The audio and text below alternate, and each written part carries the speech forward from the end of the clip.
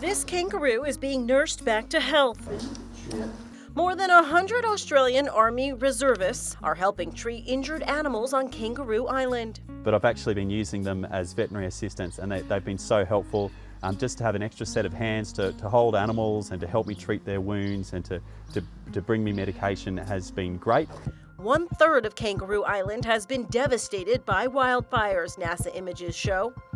For perspective, the island is about 50% larger than Rhode Island and home to about 4,500 people.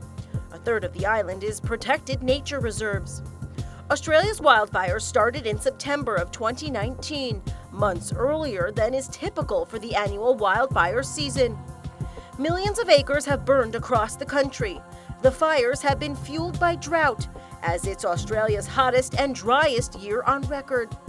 Ecologists estimate thousands of koalas have died, and nearly 500 million animals have perished in the fires or from lack of food and water, according to experts at the University of Sydney. I'm actually in a community hall where we've set up a triage station for wildlife that's affected by the fires here at Malakuta.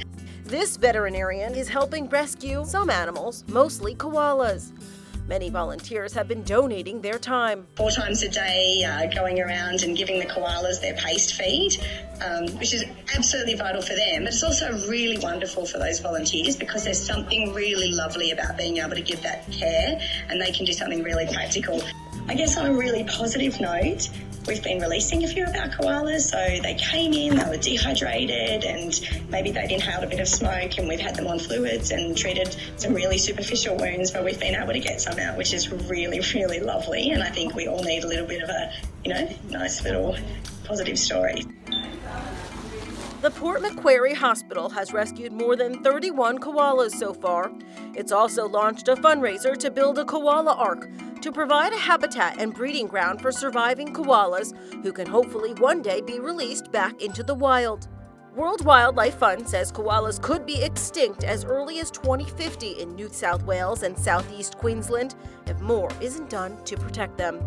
I'm Lee Sheps for InsideEdition.com.